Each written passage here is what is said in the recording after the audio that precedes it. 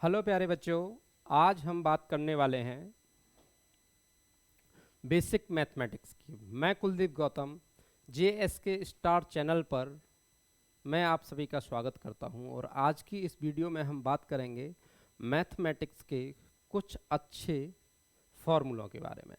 ठीक है, जैसा कि आप सभी लोग जानते हैं, जब हम 10th में 11th में 12th में तो एक हमारे पास में टॉपिक होता है टिक्नोमेट्री। बड़ा ही अच्छा टॉपिक है, बड़ा ही प्यारा टॉपिक है। इस टिक्नोमेट्री के कुछ क्वेश्चंस को कैसे सिंपल तरीके से किया जा सकता है और उन फॉर्मूलों का यूज हमारी फिजिक्स में कैसे होता है, तो मैं आप लोगों को फिजिक्स के लिए जो क्लास 11th के बच्चे हैं, अभी अभी जो क्लास 11th में आए हैं, कल से आपकी क्लासेस स्टार्ट हो जाएंगी। नेक्स्ट जब भी आपकी क्लास होंगी तो आपको इन सारी चीज़ों की बहुत आवश्यकता पड़ती है और आप बहुत सारे चैनल्स पर ये देखते हैं, कहीं से स्टार्ट किया कहीं से। तो मैं आपको पूरी प्लानिंग के साथ में प्रॉपरली एक एक कंसेप्ट के साथ में फिजिक्स पढ़ाऊंगा, लेकिन जितना मैथमेटिक्स आपको आवश्यक होगा उतना मैथमेटिक्स में आपको पहले कंप्लीट करूंगा, जो कि जिससे कि आपकी सारी चीज़ें पूरी और प्रॉपर तरीके से हो सकें। ठीक है, तो चाहे वो यूपी बोर्ड का बच्चा हो, चाहे वो सीबीएसई बोर्ड का बच्चा हो, ये बेसिक तो सबको चाहिए ही चाहिए। ये ऐसा नहीं कि मैं इसी क्लास के लिए बना रहा हूँ, ये 10th में भी काम करेगा, 11th में भी काम करेगा, 12th में भी काम करेगा, और अगर आप किसी कंपटीशन में हैं तो वहाँ भी काम करेगा। तो इसको ज़्यादा से ज़्यादा बच्चों को पहुँचाने की कोशिश करिएगा और आप लोगों का प्यार इसी तरीके से मिलता रहेगा तो हम आगे भी कुछ अच्छा कर पाएंगे। तो चलते हैं, बहुत ज़्यादा आपका समय ज़्यादा या नहीं करेंगे, ख़राब नहीं करेंगे, अपने काम का अपने टाइम का प्रॉपर यूज करेंगे। ठीक है, तो प्यारे बच्चों जैसे कि आपने कॉन्सेप्ट ऑफ बेसिक मैथमेटिक्स, तो बेसिक मैथमेटिक्स के लिए अगर मैं आपसे बातें करूं, बेसिक मैथमेटिक्स के लिए अगर मैं आपसे बातें करूं तो बेसिक मैथमेटिक्स में क्या चीज़ें आती हैं। जैसे आपने पढ़ा होगा टिक्नोमेट्री। टिक्नोमेट्री होती क्या है, फील समझो इसका। टिक्नोमेट्री का फील क्या था। तो जब बहुत पुराने समय में कहा जाता था कि जिन्होंने टिक्नोमेट्री के बारे में बहुत सारी चीज़ें लिखी थी, उन लोगों ने प्लान किसी ट्री को लेकर किया था, किसी ट्री को लेकर किया था। यानी कि ये कोई पेड़ है, ये कोई ट्री है, इसको लेकर के किया था, है ना। तो जब ये ट्री है तो इसको लेकर के उन्होंने क्या प्लान किया था, तो प्लान ये किया था कि ये ट्री खड़ा कहाँ होता है, तो आंसर है अर्थ पर। तो अर्थ को उन्होंने बेस बोल दिया। क्या बोल दिया? बेस बोल दिया। और इस ट्री के खड़े होने वाली पोजीशन को उन्होंने इसके लिए हाइट बोल दिया। और जो भी इसके द्वारा शैडो बना करती थी, जो भी इससे शैडो बनती थी, उस शैडो के रेस्पेक्टिवली ये जो बातें थी, इसके लिए इन्होंने इसको हाइपोटेन्यूज बोल दिया। क्या बोल दिया? इसको बेस बोल दिया, इसको हाइट बोल दिया और इसको हाइपोटेन्यूज बोल दिया। इसको परपेंडिकुलर बोल सकते हैं आप। क्या बोल सकते हैं? परपेंडिकुलर। यूपी बोर्ड वाले बच्चे इसको आधार बोलते हैं, है ना। इसको परपेंडिकुलर को लंब बोलते हैं और इसको कर्ण बोलते हैं। तो ये चीज़ें कोई ऐसा नहीं है कि आपने इसको क्या बोला, इसको क्या बोला। बेसिक चीज़ें हैं, सब लोग समझते हैं और सब लोग को समझना भी चाहिए। जैसे आपका बड़ा अच्छा सा पाकिस्तान भूखा प्यासा, पाकिस्तान भूखा प्यासा और हिंदुस्तान हरा भरा। और हम लोग दूसरे वाले यूपी बोर्ड वाले बच्चे जो इसे क्या पढ़ते हैं, LAL अपॉन KKA। इन सारी चीज़ों से टिक्नोमेट्री को तैयार किया गया, है ना। उन्होंने सोचा कि इस परपेंडिकुलर के साथ में और इस बेस के साथ में कौन सा रिलेशन बनाया जा सकता है। ठीक है, इसके साथ में और इस हाइपोटेन्यूस के साथ में, लंब के साथ में, कर्ण के साथ में कौन सा रिलेशन बनाया जा सकता है, और वैसे ही इस बेस के साथ में, इस कर्ण के साथ में कौन सा रिलेशन बनाया जा सकता है। तो उसी को ठीक उल्टा करने के लिए तो आप देखिएगा, एक इसका रिलेशन इसके साथ एक, इसका रिलेशन इसके साथ दो, और इसका रिलेशन इसके साथ तीन, और इसका ठीक उल्टा कर दिया जाए, इसका ठीक उल्टा कर दिया जाए तो तीन रिलेशन वहां से तैयार होते हैं। तो इसलिए ट्रिग्नोमेट्री में जो भी फंक्शन रखे गए वो sign, cos, tan, cot, sec, cosec रखे गए। ठीक है, sign, cos, tan, cot, sec, cosec रखे गए, क्योंकि इन दोनों का एक दूसरा साइन का रेसिप्रोकल होता है कोसेक, है ना। अभी मैं लिखने वाला हूँ सारी बातों को। और कॉस का सेक, टेन का कॉट, कॉट का टेन, सेक का कॉस और कोसेक का साइन। ठीक है ना। तो यहाँ से आज हम बातें करने वाले हैं। तो इन सारी चीज़ों को प्लान करते हुए उन्होंने कुछ चीज़ों को तैयार किया। अब समझने की कोशिश कीजिएगा। तो वो था क्या, प्लानिंग क्या थी उनकी, जैसे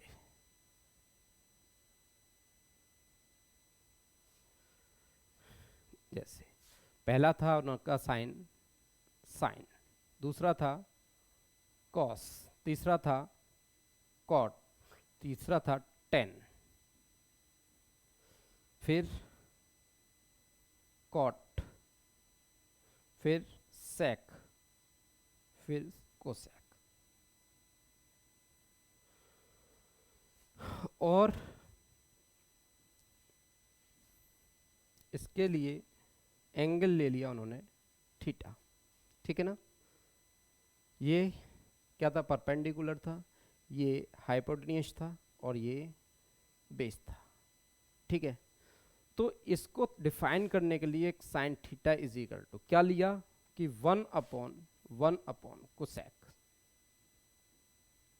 इसके लिए 1/सेक, इसके लिए 1/कॉट,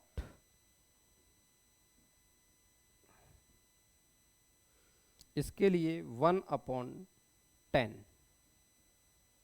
और इसके लिए 1/कॉस, और इसके लिए 1/साइन। ये भी थीटा, सभी के साथ में थीटा लगाइए। थीटा जो भी एंगल आप रखना चाहते हैं, मैंने पहले इसी वजह से नहीं लिखा था इसे कि इसके साथ में अगर 30 रखना चाहते हैं तो अगर यहाँ 30 आएगा तो यहाँ भी 30 होगा, यहाँ 45 होगा तो यहाँ भी 45 होगा। जो भी आप एंगल लेंगे, यहाँ ए लिखते हैं तो यहाँ ए होगा, यहाँ बी लिखते हैं, जैसा भी एंगल आपको लेना उसके सीक्वेंस में ये सारी चीज़ें चेंज हो जाएंगी। ठीक है, ठीक है। अब इसके अलावा दो रिलेशन और भी बने, दो रिलेशन और भी बने। तो क्या रिलेशन क्या थे, रिलेशन क्या थे, टेन का। जैसे ही साइन की बातें आई कि sine theta is equal to कितना होता है, तो sine theta is equal to perpendicular upon hypotenuse, और cos theta is equal to कितना होता है, cos theta is equal to base upon hypotenuse, है ना, बेस अपॉन हाइपोटेनियस। चलो इस बेस को, इस वाली बात को कैपिटल H लिख सकते हैं, और इस वाली बात को भी आप कैपिटल H, कैपिटल ही रखिए सबको, P/H, H, H। तो अब इन दोनों के बीच में जब रिलेशन निकाला, यानी कि इसमें इसका डिवाइड दिया, तो वैल्यू आई sine theta upon cos theta is equal to कितना आया, P/H अपॉन B/H। H से H को कैंसिल कर दिया तो ये P/B is equal to sine theta upon cos theta.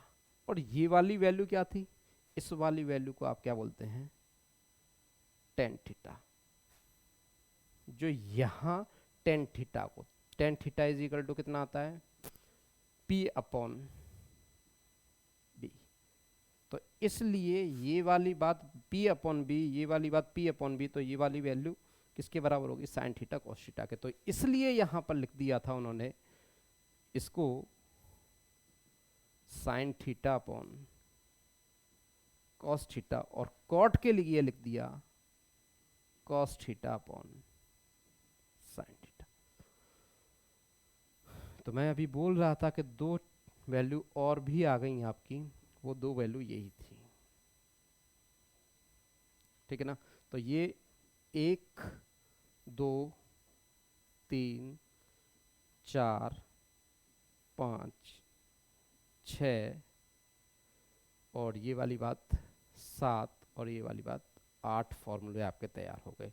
ये सारा काम सब कुछ आपके काम का है, नोट कर लीजिए, इसे स्क्रीनशॉट ले लीजिए, नोट कर लीजिए, सब कुछ आपके काम में आने वाला है। 11th क्लास वाले 10th क्लास वाले बच्चों के लिए तो मोस्ट इंपॉर्टेंट चीज़ें हैं ये, ठीक है ना। और 12th क्लास वाले बच्चे जिन्होंने 11th को बिल्कुल नहीं पढ़ा है, उनको इन सारे बेसिक फार्मूलों की बहुत नीड होती है। ये सारे बेसिक चीज़ें आपको, मैं क्वेश्चन को रटवाना नहीं सिखाऊंगा, फार्मूले को रटना नहीं सिखाऊंगा, फार्मूले को याद करना सीखेंगे, ठीक है ना, याद करिएगा। चलिए अब आगे की बातें करते हैं। तो आगे आपका टॉपिक रहेगा, जैसे अभी आपने देखा फॉर्मूलों की बातें कर ली हमने, बहुत सारे फॉर्मूलों की बातें की। अब इसके लिए इससे जो अगला कंसेप्ट बनेगा वो हमारा, वो क्या बनता है कि हमें ट्रिग्नोमेट्री की टेबल पता होना चाहिए, है ना। ट्रिग्नोमेट्री की टेबल को कंप्लीट करने के लिए कितना टाइम हो गया,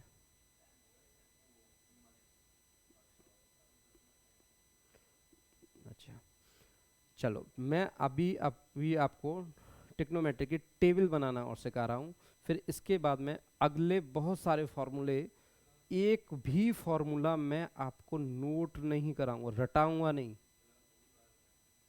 एक भी फॉर्मूला आपको रटाऊंगा नहीं, और वो फॉर्मूले सारे के सारे आप सीखेंगे, रटना नहीं है, सीखना है, ये ध्यान रखिएगा। रटना तो आपने बहुत सीख लिया है, लेकिन अब जो काम करने वाले हैं आप, वो क्या करेंगे, आप फॉर्मूले को कैसे निकालते हैं, निकालना सीखेंगे, रटना नहीं सीखेंगे, ठीक है ना, समझना सीखेंगे। चलिएगा, तो मेरा टॉपिक था अपना, मैंने बोला कि मुझे ट्रिग्नोमेट्री की टेबल बनानी है। क्या बनानी है, टेबल। कौन सी वाली टेबल चाहिए, देखिएगा, सिंपल है, sine sine cos, tan, cot, sec, cosec.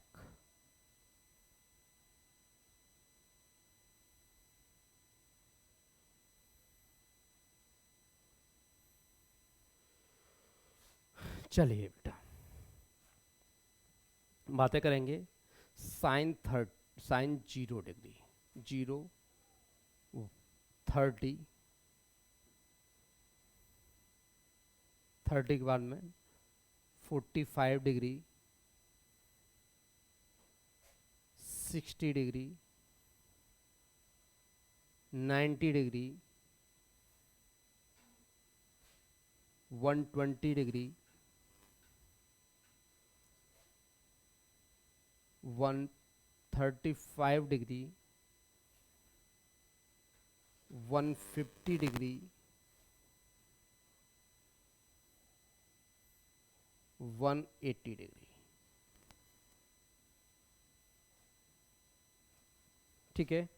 यहां तक आप काम करने वाले हैं हमारे साथ आज। समझना कैसे है, सीखना कैसे है, आप सीखने के लिए बैठे हैं तो हम 100% आपको सिखा करके रहेंगे। फील समझिएगा इसका। आप सभी जानते हैं, 0 से लेकर के 1 2 3 4 को लिखना सभी लोग जानते हैं।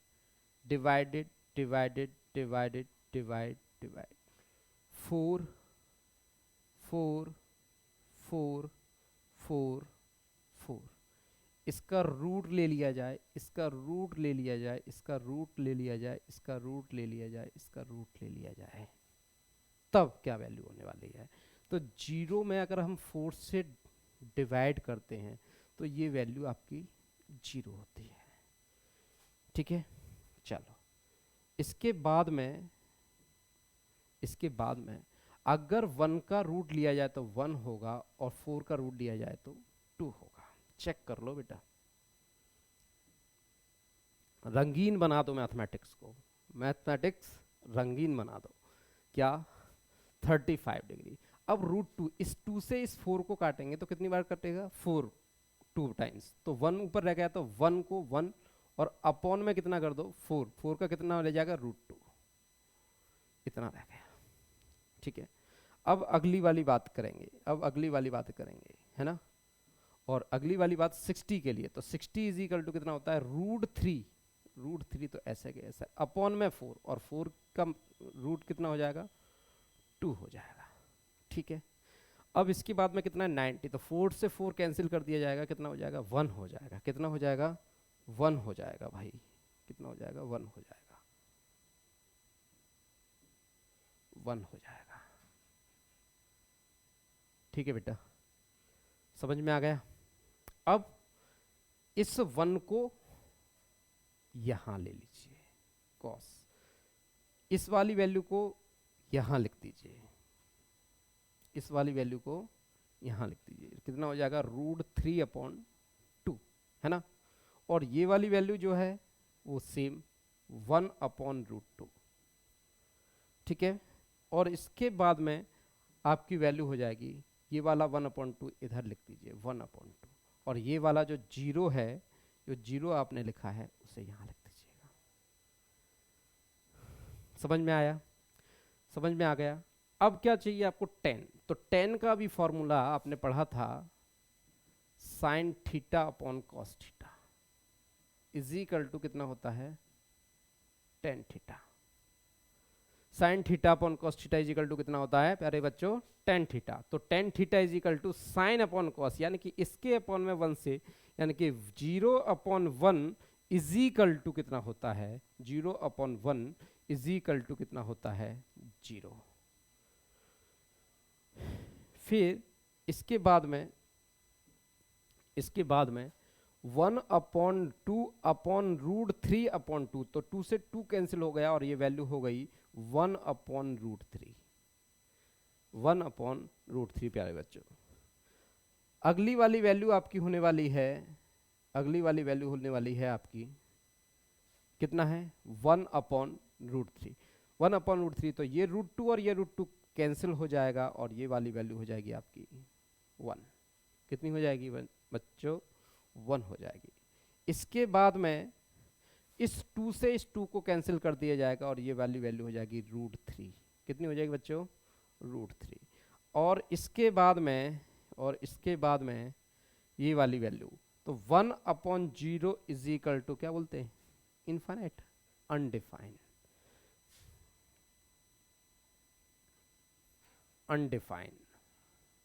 ठीक है ना। लेकिन मैथमेटिक्स में जब भी आप यूज करेंगे इसको, तो इनफाइनाइट भी लिख लेते हैं। लिख क्यों लेते हैं भाई? लिख क्यों लेते हैं? क्योंकि अभी हमारा जो मैथमेटिक्स है उसके लिए हमको हमारे चेंज करने से बातें नहीं बनेंगी, जब तक सभी लोग चेंज नहीं करेंगे तो।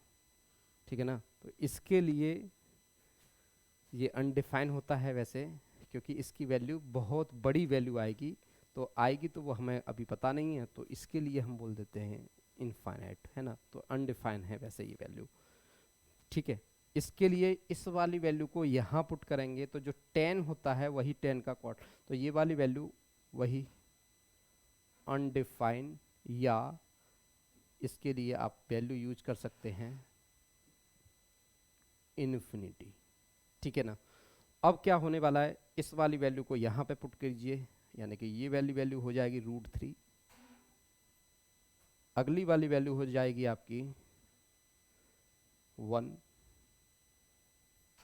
ये वाली वैल्यू हो जाएगी, ये वाली वैल्यू हो जाएगी आपकी 1/√3 और ये वाली वैल्यू हो जाएगी आपकी 0। क्या हो जाएगी बच्चों? 0।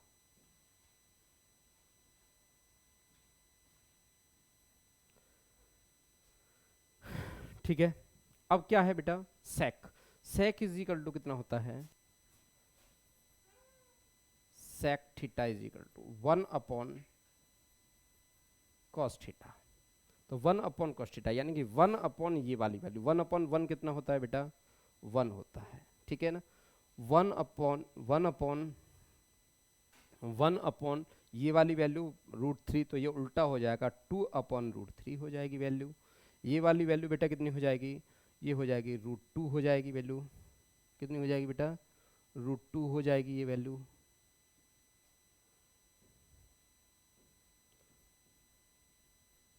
√2 हो जाएगी वैल्यू। और इसके बाद में बेटा, ये वाली वैल्यू हो जाएगी आपकी कितना?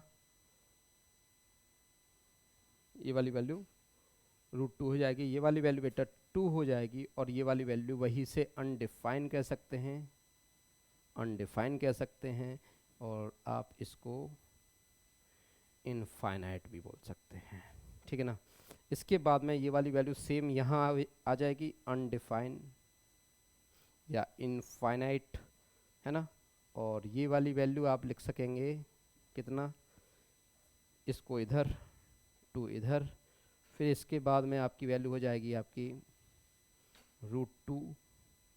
ये वाली वैल्यू इधर पहुंचेगी, तो इसके लिए आप लिखने वाले हैं इसको 2/√3 और इस वाली वैल्यू को आप यहाँ पे क्या करेंगे? 1। इसको क्या करने वाले हैं आप? 1। ठीक है प्यारे बच्चों, ये 90 तक की टेबल आपकी कंप्लीट हो जाती है। 90 के बाद में ये वाली जो वैल्यू है इसको आपको छुपा लेना है, हाइड कर लेना है इसको। और ये वाली जो वैल्यू है इसको सेम इधर नोट कर लेना है। ये कितना करना है? √3/2। इस वाली वैल्यू को 1/√2, इस वाली वैल्यू को 1/2 और इस वाली वैल्यू को 0।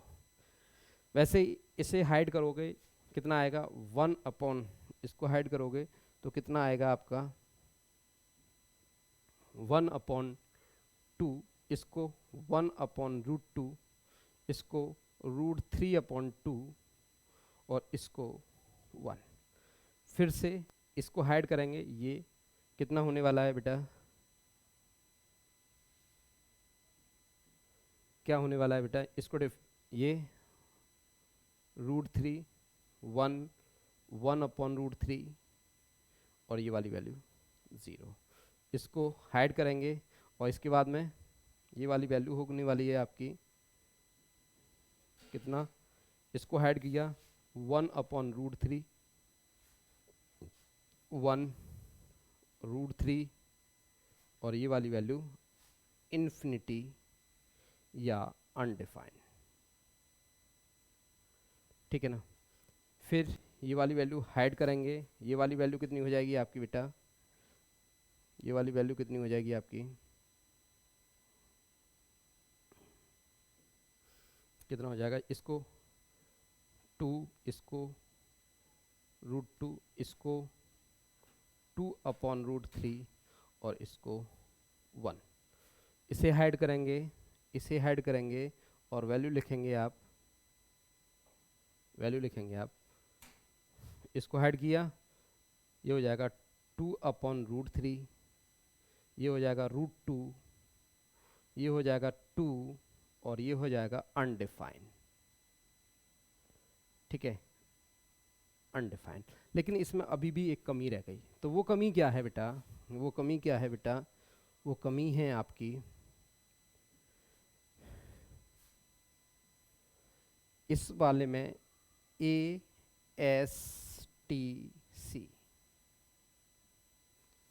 ASTC।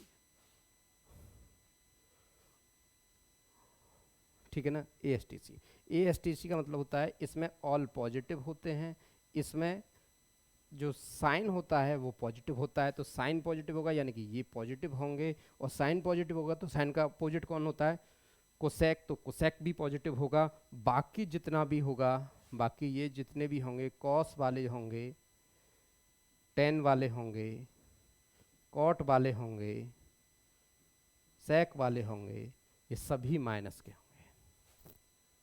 तो इस तरीके से आपकी ये टिक्नोमेट्रिक टेबल कंप्लीट हो जाती है। और जिस तरीके से मैंने इसमें खूबसूरत रंग भरे हैं, उसी तरीके से आप अपने माइंड में रंग भर दीजिए, बस ज़बरदस्त तरीके से मेहनत करते रहिए और अपना बेस्ट देने की कोशिश करिए, जिससे कि आप कुछ अच्छा करेंगे तो हमें भी कुछ अच्छा लगेगा कि हमने कुछ अच्छा किया है। ठीक है ना, आपने जो अच्छा किया तभी हम सोचेंगे कि हमने कुछ अच्छा कर लिया। ठीक है ना, तो आज की इस वीडियो के लिए धन्यवाद। और आप ऐसे ही पढ़ते रहें, मन लगा कर के पढ़ते रहें, और जिसको नीड हो उस तक इस वीडियो को पहुंचाने की कोशिश करिएगा। निश्चित ही आपके साथ अच्छा होगा, बेहतर करिएगा, आपके साथ भी बेहतर होगा। ठीक है ना, चलिए बहुत बहुत धन्यवाद।